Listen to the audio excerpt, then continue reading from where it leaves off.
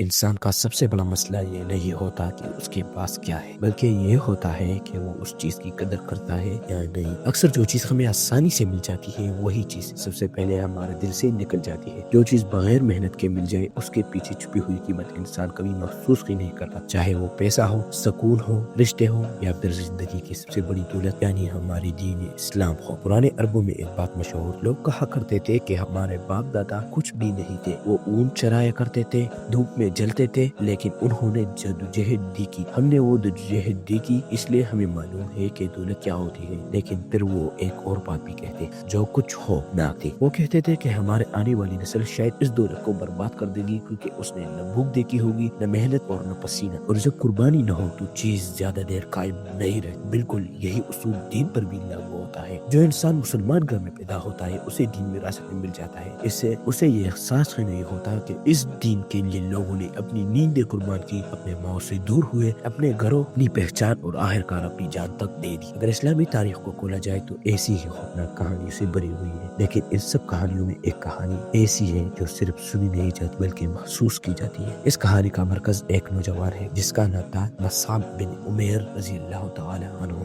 مصعب وہ شخص تھا جسے دیکھ کر مکہ کے لوگ اپنے بیٹوں سے موازنہ کرتے تھے۔ خوبصورتی، لباس، خوشبو، انداز، ہر چیز میں وہ سب سے اعلیٰ تھا اور سب چیزوں میں سب سے آگے تھا۔ وہ گزرتا تو لوگ کہتے تھے یہ مصعب ہے، نام لینے کی بھی ضرورت نہیں ہوتی، ایسے لوگ اسے پہچانتے۔ لیکن پھر ایک دن اس نے ایک آواز سنی، قرآن کی آواز، اور اس آواز نے اس کے کپڑوں سے زیادہ اس کے دل کو چھو لیا۔ دار ارقم میں بیٹھ کر جیسے ہی رسول اللہ صلی اللہ علیہ وسلم نے قرآن پڑھا، مصعب کے لیے واپس جانا مشکل ہو گیا۔ اس نے اسلام قبول کر لیا اور اسی ایک فیصلے نے اس کی پوری دنیا بدل دی۔ سب سے پہلا وار اس کی ماں کی طرف سے آیا، وہ ماں جو کبھی اس کے لیے دنیا جھکا دیتی، اب اس سے صرف ایک سوال پوچھ رہی تھی، اسلام یا میں؟ مصعب نے نہ چیخا نہ بحث کی، بس اتنا کہا، میں آپ سے محبت کرتا ہوں لیکن رسول اللہ صلی اللہ علیہ وسلم کو نہیں چھوڑ سکتا۔ اس کے بعد مصعب نے وہ زندگی دیکھی جس کا اس نے کبھی تصور بھی نہیں کیا تھا۔ بھوک، تنہائی، قید اور پھر ہجرت، یہ کبھی اس کے سوچ میں بھی نہیں آیا تھا۔ جو کبھی ریشم پہنتا تھا آج کردرا کپڑا پہنے ہوا تھا۔ لوگ اسے دیکھ کر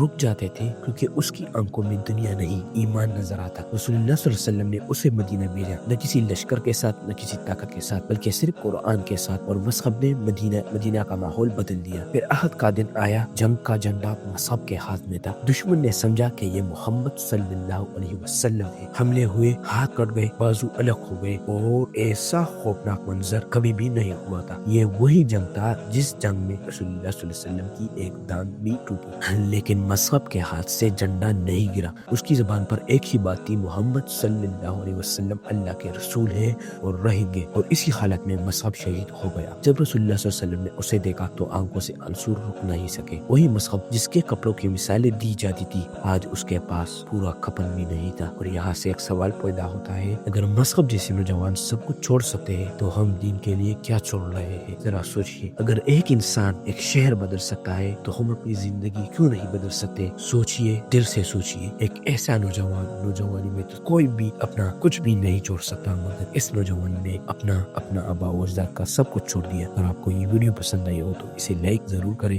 اور ایسی ہی گہری اور سچی اسلامی کہانی کے لیے چینل راہ حق کو سبسکرائب کرنا مت بھولیں۔ اللہ ہمیں سمجھنے اور عمل کرنے کی توفیق عطا فرمائے، آمین۔